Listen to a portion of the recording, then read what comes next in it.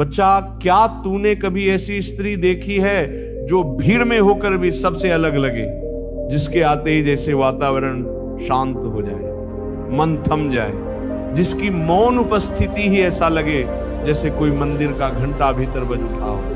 बेटा, ये कोई साधारण संयोग नहीं होता, ऐसी स्त्रियां कोई आम नहीं होती, ये ईश्वर का भेजा हुआ वरदान होती है। आज जो विषय है ना, सौभाग्यशाली स्त्री के 11 लक्षण, वो कोई श्रृंगार, कपड़े या रूप से नहीं, आत्मा के गुणों से पहचाने जाते हैं।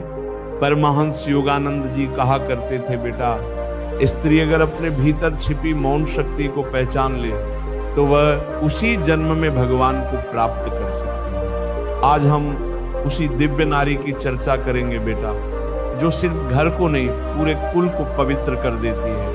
पहला लक्षण, मौन में छुपी शक्ति। बेटा, एक सौभाग्यशाली स्त्री की सबसे बड़ी पहचान उसका मौन होता है। वो बिना बोले ही सिखा देती है। वो सभा में सबसे कम बोलती है, लेकिन सबसे ज्यादा असर उसी के मौन का होता है। आजकल क्या है ना बच्चे, लोग ज्यादा बोलते हैं, कम समझते हैं, पर ये स्त्री, ये जब कमरे में आती है ना, तो हवा तक शांत हो जाती है, जैसे सब कुछ कह दिया हो, बस मौन रहकर। बेटा, उसका चुप रहना डर नहीं है, ये उसकी आत्मिक ताकत है। वो तभी बोलती है जब जरूरी हो, और जब बोलती है तो अहंकार नहीं बोलता, अनुभव बोलता है, प्रेम बोलता है, चेतना बोलती है। शास्त्रों में कहा गया है, मौनम परमम तपा, मौन सबसे बड़ा तप है। ऐसी स्त्री के शब्द नहीं, उसकी मौन उपस्थिति ही भगवान का एहसास दिला देती है। अब सोच बेटा, क्या तेरे जीवन में कभी कोई ऐसी स्त्री आई है जिसके पास बैठकर तू हल्का महसूस करने लगा हो, जो कुछ बोले बिना भी तुझे संभाल गई हो? अगर हाँ, तो जान ले बेटा, ईश्वर ने तुझे सौभाग्य दिया है। आज सिर्फ पहला लक्षण बताया है बेटा, बाकी 10 लक्षणों में तू देखेगा कि एक सच्ची स्त्री कैसे त्याग, सेवा, श्रद्धा और संयम से पूजा का रूप बन जाती है। इसलिए जुड़ जाना अगले भाग में, जहां हम जानेंगे दूसरा लक्षण, सेवा में छिपा उसका असली सौंदर्य। दूसरा लक्षण, सेवा में छिपा सौंदर्य। बेटा, आजकल सौंदर्य को लोग क्या समझते हैं? चेहरे का रंग, महंगे कपड़े, सजावट, पर एक सौभाग्यशाली स्त्री का सौंदर्य इन सबसे कहीं ऊंचा होता है। वो जब अपने थके हुए पिता के लिए चुपचाप चाय बना देती है, जब वह बिना कहे बच्चों के कपड़े ठीक से सहेज देती है, या किसी बीमार की सेवा करते समय मुस्कुराकर थाली परोस देती है, तो बेटा, ये सिर्फ काम नहीं है, ये उसकी आत्मा से निकला हुआ प्रेम और आशीर्वाद होता है। शास्त्रों में लिखा है, सेवा से ही भगवान प्रसन्न होते हैं। और योगानंद जी ने कहा, जिस स्त्री ने सेवा को पूजा बना लिया, उसने ईश्वर को पा लिया। बेटा, ऐसी स्त्री श्रेय नहीं मांगती, वो किसी मंच पर नहीं बोलती, पर उसका हर कर्म एक मंत्र की तरह होता है। वो नदी की तरह होती है, सबको जीवन देती है, खुद कभी नहीं कहती कि मैंने कुछ किया। आज की दुनिया में बेटा, सेवा करना फैशन नहीं रहा, दिखावा हो गया, पर यह स्त्री वो चुपचाप करती है, ईश्वर भाव से करती है, उसके हर काम में समर्पण होता है। वो जब रोटी बनाती है तो उसमें केवल आटा नहीं, प्रेम गूंधा होता है। तो बेटा, अगर तेरे जीवन में कोई ऐसी स्त्री है जो बिना कहे सेवा करती है, जो शिकायत नहीं करती, बस करती जाती है, तो तू जान ले, वो साधारण नहीं, सौभाग्यशाली स्त्री है। अब अगली बार हम चलेंगे उस लक्षण की ओर जो उसकी करुणा भरी आंखों से जुड़ा है। तेरा दिल तैयार करो बच्चा, क्योंकि जो बात आंखें कहती हैं, वो शब्द कभी नहीं कह सकते। राधे राधे बच्चा। तीसरा लक्षण, आंखों में करुणा की गहराई। बेटा, कभी तूने किसी ऐसी स्त्री की आंखों में झांका है जहां ना कोई डर हो, ना कोई दिखावा, ना कोई सवाल, बस एक गहरी झील सी शांति और एक मां जैसी करुणा? बेटा, वो आंखें केवल देखती नहीं, वो तेरे भीतर उतर जाती हैं, वो तुझे पढ़ लेती हैं बिना पूछे। तेरे दुख को बिना कहे समझ जाती है। एक बार एक थका हारा यात्री बारिश में भटक गया। दरवाजा खटखटाया। एक स्त्री ने बिना कुछ पूछे भीतर बुलाया। खाना परोसा, कंबल दिया। यात्री कुछ कह ना सका, पर उसकी आंखें भर आई। और उस स्त्री की आंखों में जो करुणा थी ना बेटा, वो उपदेश नहीं, वो साक्षात मां थी। योगानंद जी कहते थे, दया किताबों से नहीं आती, आत्मा की पुकार से आती। और बेटा, ऐसी स्त्री किसी पर तरस नहीं खाती, वो सबको अपना लेती है, वो सबके लिए मां बन जाती है, बिना संबंध, बिना शर्त। बेटा, अगर तेरे जीवन में कोई ऐसी स्त्री है जिसकी एक नजर तुझे सुकून दे जाती है, जिसकी मुस्कान तेरी दवा बन जाती है, तो तू समझ ले ईश्वर तुझ पर प्रसन्न हुआ है। बेटा, इन आंखों में करुणा होना कोई साधारण बात नहीं होती। ये वो आंखें होती हैं जो खुद रोती हैं पर औरों को मुस्कुराना सिखाती हैं।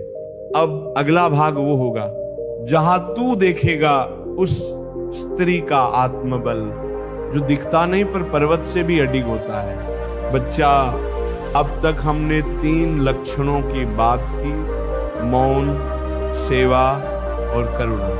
और आज हम पहुंचते हैं उस गुण पर जो एक स्त्री को भीतर से अडिग पर्वत बना देता है, बाहर से कोमल और भीतर से अचल। चौथा लक्षण आत्मबल का तेज। बेटा, सच्ची स्त्री की पहचान उसके रूप या आवाज से नहीं होती, उसकी पहचान होती है उसके आत्मबल से। वो कोई तलवार लेकर नहीं चलती, ना कोई लड़ाई करती दिखती है, लेकिन जब समय आता है ना, तो वो धर्म की रक्षा के लिए सीता भी बनती है और दुर्गा भी। बेटा, इस संसार में बहुत सी चुनौतियां होती हैं, बीमारियां, रिश्तों की उलझने, गरीबी, अपमान, पर एक सौभाग्यशाली स्त्री वो होती है जो इन सबसे टूटती नहीं, सीखती है। वो गिरती है तो कहती है, ये मेरी परीक्षा है, पर मैं हारूंगी नहीं। शास्त्रों में लिखा है, स्त्री का सबसे बड़ा श्रृंगार उसका धैर्य और आत्मबल होता है।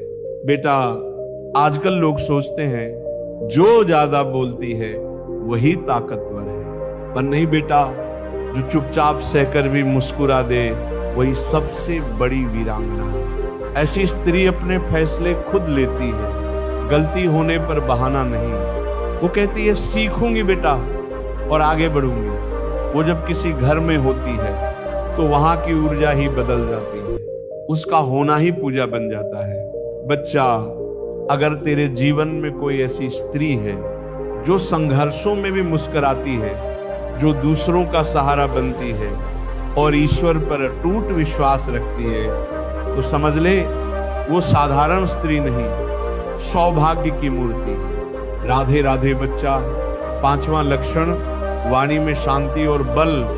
बेटा, आज की दुनिया में बोलना आसान हो गया है, हर कोई बोल रहा है, तेज आवाज, बहस, शोर, लेकिन जो स्त्री शांति से बोलती है, जिसकी वाणी में कोई अहंकार नहीं बल्कि चेतना बहती है, वो सौभाग्यशाली होती है। बच्चा, कभी ऐसी स्त्री को सुना है जो ऊंची आवाज में नहीं बोलती, लेकिन जब बोलती है तो हर कोई चुपचाप सुनने लगता है, उसकी बातों में कोई दबाव नहीं होता, कोई प्रभाव जमाने की कोशिश नहीं होती, पर उसकी एक पंक्ति मन के सबसे गहरे हिस्से में उतर जाती है। योगानंद जी कहते थे, वाणी तब शक्तिशाली बनती है जब वह मौन से निकलती है। और बेटा, ऐसी स्त्री की वाणी मौन की संतुलित अग्नि होती है। उसके शब्दों में केवल ज्ञान नहीं, प्रेम, अनुभव और शक्ति भी होती है। एक बार एक वृद्ध साधु ने कहा था,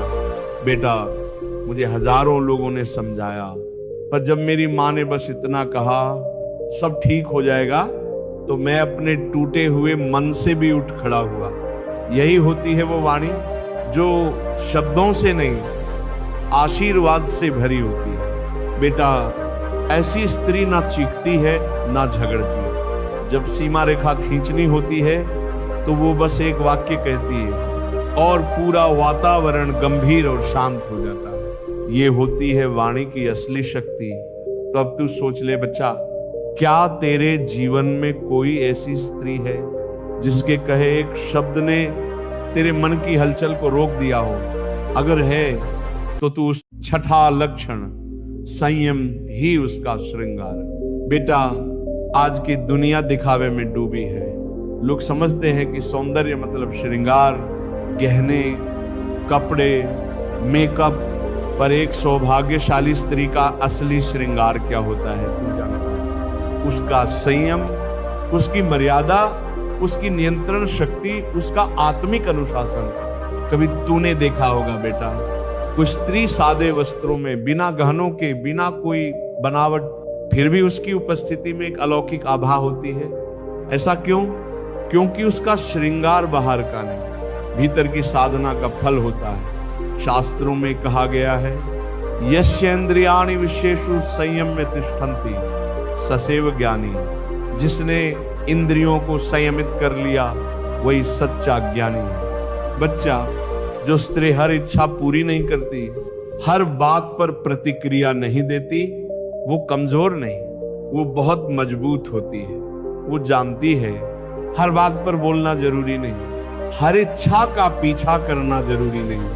वो खुद को जीत चुकी होती है, इसलिए बाहर की दुनिया उसे डिगा नहीं सकती। बेटा, जब लोग दुनिया के शोर में बह रहे होते हैं, तब ये स्त्री शांत होकर भगवान को खोज रही होती है। जब लोग दिखावे के पीछे दौड़ते हैं, ये स्त्री मौन साधना में रम जाती है, और ये संयम ही उसे आत्मबल देता है, शक्ति देता है, वास्तविक सौंदर्य देता है। तो बेटा, अगर तूने कभी किसी ऐसी स्त्री को देखा है जो बोलती कम है पर उसकी आंखें खुली किताब होती है, जो मांगती कम है पर उसकी मौन उपस्थिति ही घर को मंदिर बना देती है, तो समझ ले वो सौभाग्यशाली स्त्री है। सातवां लक्षण श्रद्धा, जो उसकी आत्मा को रोशन करती है। बेटा, आजकल तर्क बहुत हो गया है, हर बात पर सवाल, हर बात पर बहस, पर श्रद्धा वो दीपक है जो बिना किसी शर्त के जलता है, जो आंधियों में भी नहीं बुझता। एक विधवा माँ की कहानी है बेटा। हर रात वो अपने 3 बच्चों को खाना खिलाकर खुद सिर्फ एक रोटी खाकर सो जाती थी। किसी ने पूछा, तुझे डर नहीं लगता कल क्या होगा? उसने मुस्कुरा कर कहा, जिसने आज तक भूखा नहीं सुलाया वो कल भी संभाल लेगा। यही होती है सच्ची श्रद्धा। योगानंद जी कहते थे, श्रद्धा ही आत्मा का दीपक है, और जिसकी श्रद्धा सच्ची हो उसका जीवन अंधकार में नहीं रह सकता। बच्चा, एक सौभाग्यशाली स्त्री का विश्वास किसी मूर्ति तक सीमित नहीं होता। वो जब रोटी बेलती है तब भी भीतर मंत्र चल रहा होता है। जब सेवा करती है तो उसे ईश्वर की आराधना मानती है। वो मंदिर जाती है पर उसकी भक्ति केवल दीवारों तक नहीं बौंधी होती, वो अपने हर कर्म में ईश्वर की उपस्थिति को अनुभव करती है, और यही श्रद्धा उसे जीवन की हर कठिन परिस्थिति में निडर बनाए रखती है। बेटा, आज की दुनिया में जिसने श्रद्धा खो दी वो कुछ भी पाले भीतर से खाली ही रहेगा, और जिसने श्रद्धा रख ली वो अगर कुछ भी ना पाए फिर भी संतुष्ट रहेगा। तो तू सोच बेटा, क्या तेरे जीवन में कोई ऐसी स्त्री है जिसका भरोसा कभी डगमगाया नहीं, जो हर दुख को भी ईश्वर की मर्जी समझकर स्वीकार कर गई हो? तो समझ ले, तू किसी सौभाग्यशाली आत्मा के सान्निध्य में है। 8वां लक्षण त्याग की सहजता, प्रेम की मौन भाषा। बेटा, त्याग का मतलब बहुत लोग नहीं समझते। लोग सोचते हैं कि त्याग यानी कुछ छोड़ देना, कुछ खो देना, पर नहीं बेटा। सच्चा त्याग प्रेम की भाषा होती है, जो शब्दों से नहीं कर्मों से बोली जाती है। एक माँ जो अपने सपनों को बच्चों की हंसी में बदल देती है, एक बहन जो अपना हिस्सा देकर भाई की सफलता में मुस्कुराती है, एक पत्नी जो दिन भर के श्रम के बाद भी सबको सुलाकर सबसे अंत में सोती है। ये सब त्याग है, पर कहीं कोई शिकायत नहीं होती। योगानंद जी कहते थे, जो दे सकता है वही सच्चा धनवान है, और ऐसी स्त्री वो धन रखती है जो ना बैंक में जमा होता है, ना बाजार में बिकता है, वो आत्मा की उदारता में बसता है। बेटा, एक सौभाग्यशाली स्त्री का त्याग प्रदर्शन नहीं होता। उसके त्याग में न मौन आक्रोश होता है, न कोई अपेक्षा। वो सिर्फ देती है और भूल जाती है। उसका त्याग किसी नदी की तरह होता है जो बहती है, सबको तृप्त करती है, पर खुद कभी नहीं कहती मैंने दिया। बच्चा, आज की दुनिया मांगने वालों से भरी पड़ी है, पर देने वालों की संख्या बहुत कम है। और जो स्त्री इस दुनिया में मांगने की जगह देने में आनंद लेती है, वो ईश्वर की सबसे सुंदर कृति होती है। तो अब सोच बेटा, क्या तेरे जीवन में कोई ऐसी स्त्री है जिसने तेरे लिए बहुत कुछ छोड़ दिया पर कभी जताया नहीं? तो एक बार उस त्याग को मौन प्रणाम कर। नवम लक्षण, उसकी आंखों में करुणा की जलधारा। बेटा, कभी तूने किसी ऐसी स्त्री की आंखों में झांका है जहां ना कोई शिकवा हो, ना कोई शिकायत, ना कोई बना, ना कोई दिखावा, बस एक शांत स्थिर गहराई से भरी दृष्टि, जैसे कोई झील हो जिसमें तू अपनी आत्मा देख सके। ऐसी दृष्टि कभी तुझसे कुछ पूछती नहीं, कभी तुझसे कुछ कहती नहीं, पर जब तू दुखी हो और वो तुझे देख ले तो लगता है जैसे तेरा दर्द उसने चुपचाप अपने भीतर खींच लिया हो। एक सच्ची घटना, एक बूढ़ा थका हारा यात्री बारिश में भीगता हुआ एक घर के दरवाजे पर पहुंचा। दरवाजा खुला, एक स्त्री सामने आई। उसने कुछ नहीं कहा, बस मुस्कुराकर उसे भीतर बुला लिया। गर्म खाना परोसा, सूखा कपड़ा दिया, और जब उसकी आंखों से आंसू निकले तो उस स्त्री ने फिर भी कुछ नहीं कहा, बस अपनी आंखों से हर बात कह दी। बेटा, ये दृष्टि उपदेश नहीं देती, ये दृष्टि साथ निभाने का मौन वादा करती है। इसमें ना ज्ञान की बात होती है, ना भाषा की चतुराई, बस एक सच्चा अपनापन होता है। योगानंद जी कहते थे, जब तक तुम्हारी आंखों से प्रेम नहीं छलकता, तब तक ईश्वर का दर्शन अधूरा है। और ऐसी सौभाग्यशाली स्त्री की आंखों में वही दर्शन पूर्णता को छूता है। बेटा, आज दुनिया में बहुत लोग बोलते हैं, बहुत लोग सिखाते हैं, लेकिन जो सिर्फ एक नजर से तुझे असली माँ, असली सौभाग्यशाली आत्मा होती है। तो सोच बेटा, क्या तेरे जीवन में कोई ऐसी स्त्री है जिसकी एक दृष्टि तुझे भीतर तक सुकून दे जाती है? अगर है तो तू सौभाग्यशाली है, क्योंकि उस आंखों में तेरे लिए ईश्वर की करुणा बसती है। 10वां लक्षण, उसकी मौन उपस्थिति भी आराधना बन जाती है। बेटा, कुछ स्त्रियां बोलती नहीं, ना किसी मंच पर चढ़ती हैं, ना ज्ञान देती हैं, ना उपदेश देती हैं, पर जब वो कमरे में प्रवेश करती हैं तो पूरा वातावरण बदल जाता है। एक अजीब सी शांति, एक सूक्ष्म ध्यान बहने लगता है। ऐसी स्त्री सभा में सबसे पीछे बैठती है, पर सबकी निगाह उसी पर टिक जाती है। न उसने विशेष श्रृंगार किया, ना कोई बड़ी बात कही, फिर भी उसके मौन में कुछ ऐसा होता है कि जैसे पूजा अपने आप घटने लगे।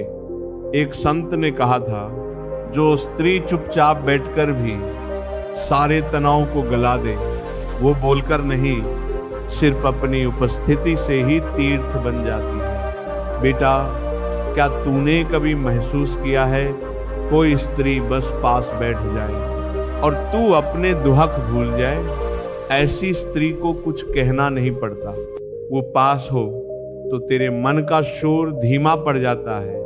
वो कुछ नहीं सिखाती, फिर भी तुझ में परिवर्तन लाती है। उसके मौन में कोई बोझ नहीं, कोई सवाल नहीं, बस एक गहराई से निकला अपनापन होता है। योगानंद जी कहते थे, सच्ची शक्ति कभी शोर नहीं मचाती, और ऐसी स्त्री की मौन उपस्थिति एक जीवित ध्यान होती है, जो आंखें बंद करवाए बिना भी ध्यान करा दे।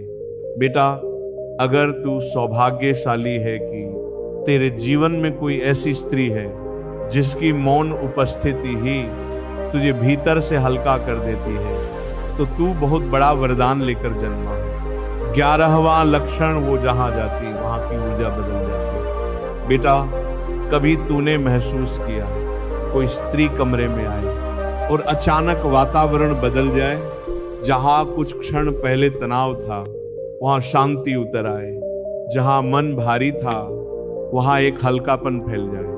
किसी ने कुछ नहीं कहा पर सब कुछ बदल गया। बच्चा, ये जादू नहीं है, ये उस आत्मा की पवित्रता का कंपन है। ऐसी स्त्री पूजा पाठ तो करती है, पर उसका असली पूजन उसके जीवन के कर्मों में छिपा होता है। वो जो बनाती है उसमें सिर्फ स्वाद नहीं, प्रेम और ऊर्जा की लहर होती है। एक वृद्ध पिता ने कहा था, जब मेरी बेटी घर आती है तो घर जैसे सांस लेना शुरू कर देता है। बेटा, ऐसी स्त्री ना तो जोर से बोलती है, ना खुद को जताती है, पर जब वो साथ होती है तो जैसे पूरा वातावरण तप करने लगता है। योगानंद जी कहते थे, जब आत्मा शुद्ध होती है तो उसका कंपन दूसरों को भी शुद्ध कर देता है। और ऐसी स्त्री की आत्मा चलता फिरता तीर्थ बन जाती है। वो कहीं भी जाए सिर्फ कदमों के निशान नहीं छोड़ती, बल्कि प्रकाश की लकीर छोड़ जाती है। तो बेटा, अब सोच, क्या तेरे जीवन में कोई ऐसी स्त्री है जिसके पास बैठते ही तेरे भीतर का अंधकार गलने लगता है? अगर हाँ, तो समझ ले तू किसी सौभाग्यशाली आत्मा के सान्निध्य में है।